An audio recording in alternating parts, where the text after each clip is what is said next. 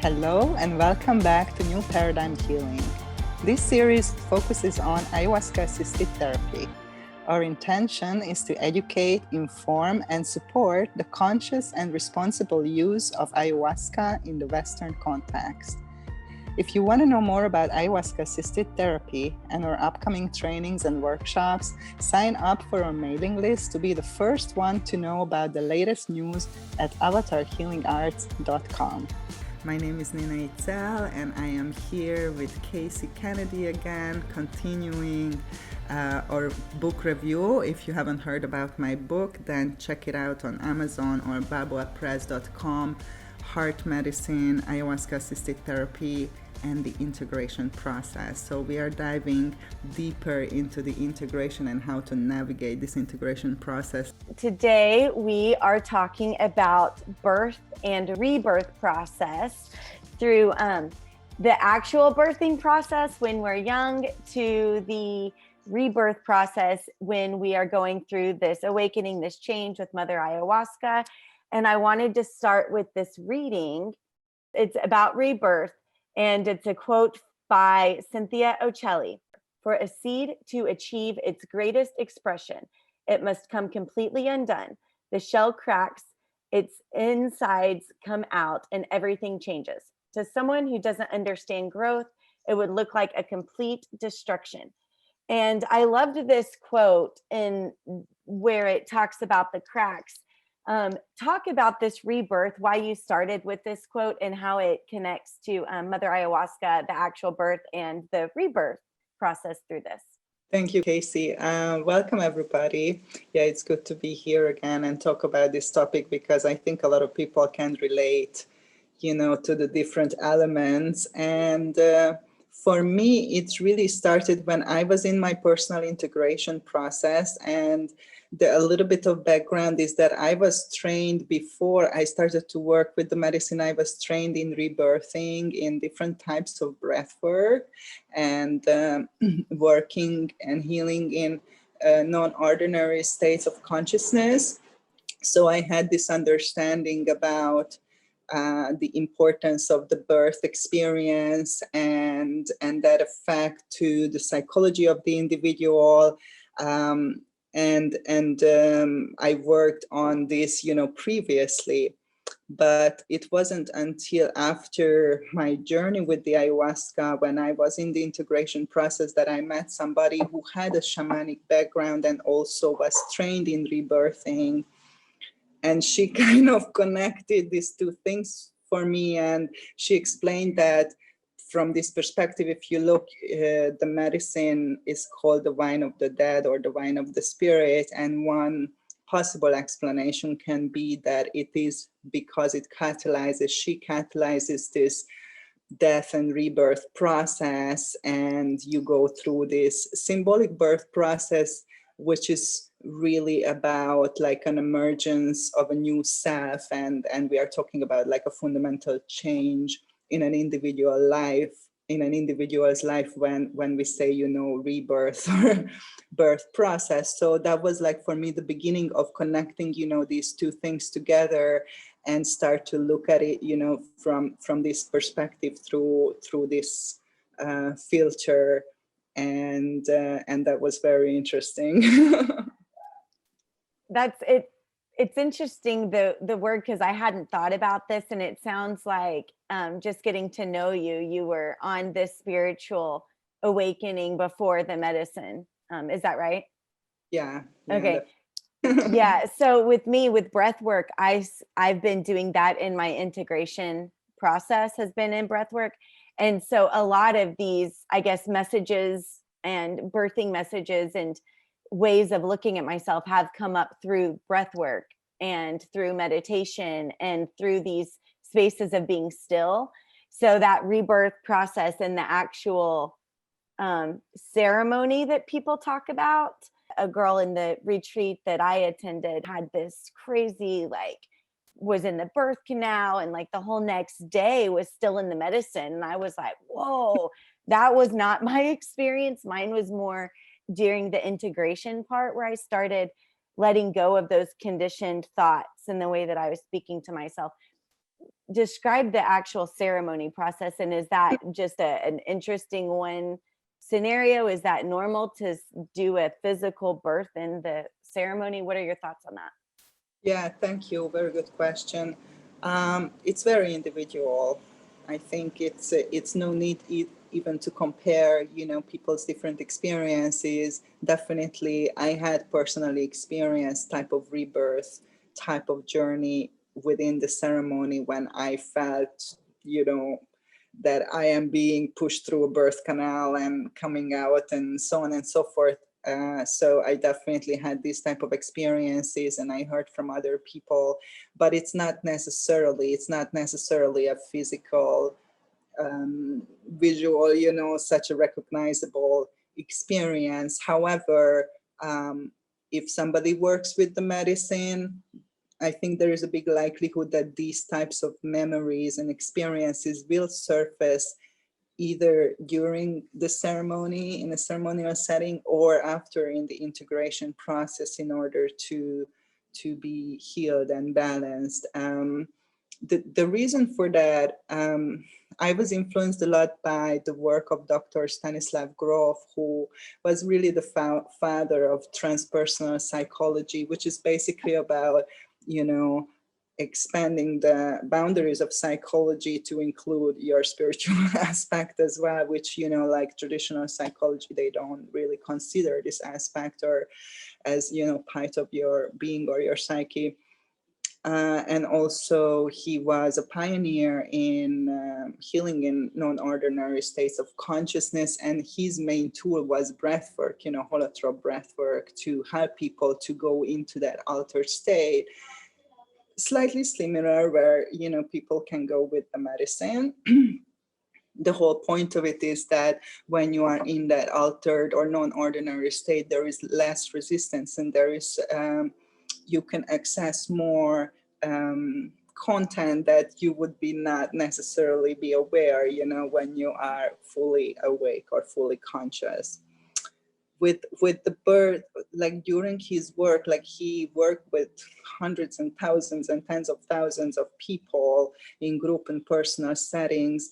And he noticed that a lot of the people, when they work with trauma in terms of healing, they do go back eventually to the physical birth experience as some kind of root of, the problems, physical, mental, emotional, any kind of problems that they might have in the present moment somehow was connected or was arising from the birth experience. So therefore he was, I think, one of the main figure in psychology who brought this into the attention of the people, that this is a very significant experience that has a major impact on an individual's life, on every level.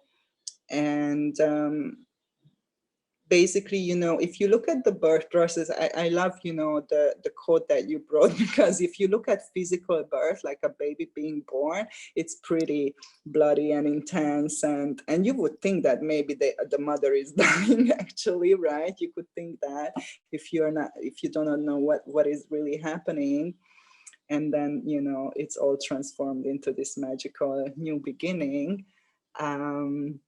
So it is a beautiful experience, but it is very intense. And if you look at it from an energetic perspective, what is really happening, that you are coming from a spiritual realm or an energetic, pure state of being, and you are kind of, well, you can say descending, not in a negative way, but you are anchoring into a material, physical reality. And how does that happen? That you are coming, from the spiritual, and then your emotional body, energetic body is forming, and then your mental body is forming, and then your physical body is forming in the mother's womb. And when you are born and you take your first breath, that's when you anchor fully in this reality. So it is really, coming literally from another dimension into this reality. So that is quite an intense experience. And some people say that this is, one of the root of you can look at it as trauma from the perspective that it is separation from spirit, or at least this is how most people experience, that you are coming from this home, this nice place, and then you are coming into this physical body when you become this individual and you experience this separation. And then obviously coming through the physical vessel of the mother and being literally in the body of the mother and deeply connected energetically with the mother's body, like emotionally, mentally, spiritually, and then coming through that vessel. And after 9 months, leaving that and being taken out from there and put into this very strange new world, that is in itself, again, another type of separation, and therefore can be looked at as trauma in a way. So, and this is, when everything happens normal and the birth is okay. So I haven't even talked about what happens when the birth is traumatic. And there are a lot of people, unfortunately, especially in the West, whose birth, was traumatic. So I don't know, do you know anything about your birth, or well, I hadn't really asked those questions until we first started talking about this. So it was interesting what I found out. My mom didn't remember if she had an epidural or not. She didn't think so, because I was pretty quick. So it was like I got to the hospital and right away. It wasn't a stressful, it wasn't a long, but she was extremely depressed during that pregnancy and wanted out of the marriage. And there were a lot of emotional things going on when I was in the womb. And when I was born, there were a lot of stomach issues. So I cried all the time. There were attachments, I couldn't be away from my mom. There were a lot of those things going on. So as far as that birthing experience and it being individual, how could that potentially as an adult transform into disease or anxiety or different kinds of states of release? Yes, very good question. Well, I certainly can say from my experience, well, if you just think logically, in a more tribal society, how babies are born in a more natural way within the community, within the family, and in the West, just the fact that you are going to this hospital and you are drugged and you are on a schedule and all these kind of things that normally happen, that already, intervenes in kind of the natural state of being. And I'm not against, giving birth in a hospital. That's not, what I'm saying is, I'm just saying that there is a natural birth process. And if that process is disturbed kind of in any way, unless obviously it's an emergency, then, that will have major impact. So, for example, in my case, when you look at birth experience, we really talk about from the moment of conception, all time, the 9 months in utero, and the delivery until you are taking the first breath. That's what we call birth experience. So the whole period of gestation. And I have a lot of experience personal and working with other people, especially, with breathwork and rebirthing.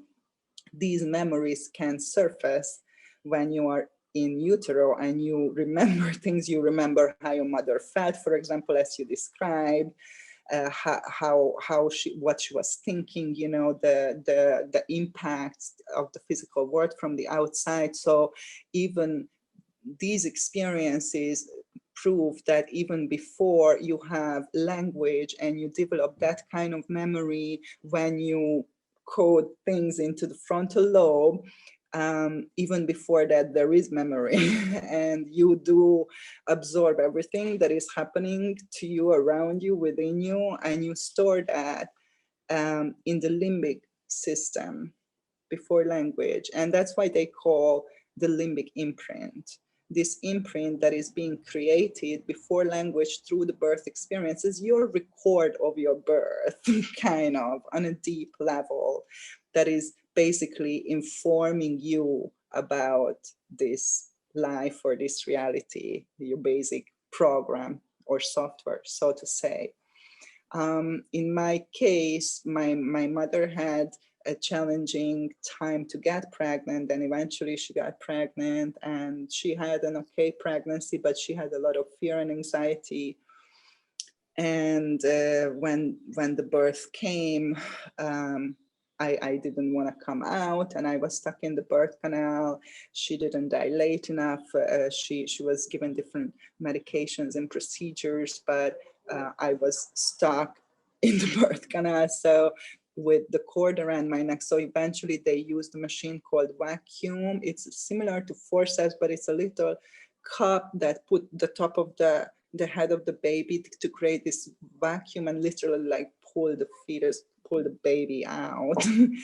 And this is what happened. And there was a story in my family that I had this egg-shaped head for a while. And when my father first saw me, he was a little scared that it's going to stay like that because of this machine and this suction. So how did that affect me in my life now in retrospect? That I have all this awareness, obviously. Like very interesting thing is that, first of all, when I was a child, my whole family told me that I couldn't be cuddled or caressed or just, you know, physical affection or sitting in somebody's lap or something like that. I just didn't like it at all. I just wanted people, you know, to get away from me and not to touch me and not to just leave me alone, kind of. You know, I remember these kind of feelings. But later in my life, what happened was that I had this unconscious pattern that I would be very independent and start things and create things that I was enjoying creating and I was passionate about, and build things up from zero. And then before I would complete something, I would lose completely my confidence, and I kind of like self-sabotage and, you know, destroy a little bit things. Then I would have to kind of, somebody would come into the picture who would help me out of the mess that I created, and I would start it again with the different things. And this was true like in many areas in my life, in relationships and work and all kinds of things. And it was not until I was doing the rebirthing and working with my own birth trauma that I understood that I have this pattern, that because I didn't do the last bit of the birth, and there was a doctor coming out and taking me out literally, so I didn't go through that last step. I have kind of like a blind spot or a missing link. And I have this memory that, oh, I don't know what to do now. I'm almost there, but one step more, but I don't know how to take that step. And I need somebody, you know, help me or save me because I don't know what to do. So that was very impactful and also liberating when I became aware of that and started to navigate my life, you know, in a different way because of this awareness. And this was like truly liberating. I'm not saying, you know, that the pattern is gone, you know, for a long time, but because of the awareness, you are able to make different choices in your life and navigate things because, you know, okay, I'm more likely to do this because I have this pattern and I know that this is most likely will happen. And that's not what I desire. So, you know, I'm going to choose to do something different. So my experience is that there is definitely a strong correlation between the birth experience and the psychology and the current challenges of the people, especially if they went through some kind of traumatic experience. And that doesn't have to be necessarily like an emergency C-section, but it could be just what you mentioned, for example, that you were not breastfed. That could be a major trauma for the baby, because it's not just that physical nourishment and nurturing we're talking about, but it is an emotional, mental, spiritual, energetic connection with the mother, and that kind of imprinting from the mother energy that you are safe and you are welcome here and your needs are met, you know, when you need them right then, you know, and we love you. So if that is not there, because the basic, for example, for the baby is like, you know, eating is survival, you know, so feeding, and that's not, then you are in a state of stress as a baby. You know, you are in a state of stress, and that can be translated as trauma, you know, if it accumulates with other things, over a long period of time. Yeah, I don't remember ever being in a state of calmness or relaxed. I remember in my childhood I was terrified 100% of the time. Like, I laugh, it's really not funny, but I really was a pretty terrified child. I don't remember feeling safe or calm or protected. So it's interesting because I feel like my actual rebirth, there were two. One was maybe 6 years ago, where I started more believing in a power, like God, in a way where I could feel it. And then after the medicine, in the integration process, the questioning. So I actually wrote them down because recently they came up in Breathwork. And it was something I never really thought about, but what are 4 words that you want to feel every day? And in that, manifesting what you want to be in this new life, right? So like, what are the words? What do I want to feel every day? And instead of like, I don't want to be this, I don't want to be that, this doesn't feel right, but what do you want? And I had never, it's really easy to blame the world or blame the noise or blame the exterior on things not going your way. But when you really don't know what it is that you want, I mean, that's the root. Like, that's a really easy way out, is to blame other things. So when you can't get clear on that, that was a big one for me that I've been trying to navigate in the integration in this past year. So I finally have my 4 words: spiritually connected, free, love, and purpose. And all of those things are deep rooted spiritual, that I feel like we all came into these human bodies as all of these things. And so to is the word decondition yourself, and to strip all of those things away of what you don't want and tap into what you do want, has been a really liberating reality and experience for me, because I see it all is what you put into it, and all of these dreams are seated in yourself for a reason. So why aren't they yours? Why can't they be yours? Like, if they're in you. And I really honestly didn't believe that until this year. So I feel like this rebirth did give me back myself. I met my higher self. I didn't know what she looked like. I met my spirit team. I didn't know what they looked like or felt like, or, the animals, like the plants, like all of it. So, going back and looking at the physical birth, and then the rebirth, the awakening, however you want to say it, I think we all go through, hopefully, if we're lucky, go through several where we are shaken and waking up and see a different perspective. So yeah, I just wanted to share that. Thank you, Casey. I love that the first thing that you said was spiritually connected. And we talked about this in the last episode, about the shamanic worldview and the Western worldview. And I remember that there was somebody who said that the disease of the West is the disconnection from spirit. And as we talked about it before, when you are born, physically born, you are coming from a spiritual realm, because you are a spiritual being, and you are coming into this body, into this life, to experience. And through this is a process of fragmentation or separation, if you want to look at it from an energetic perspective, like coming from a state of wholeness and being, and the trauma and the experiences can further fragment the being who is experiencing. And I think our desire for love is really a desire for that connectedness, that feeling of wholeness and connectedness when you are in your natural state of wholeness and connectedness. And obviously that's a spiritual and not a physical state of being. That's what we all desire. So when we feel disconnected for any reason or trauma from this state, then that's when we get sick and lost and neurotic and addict and so on and so forth.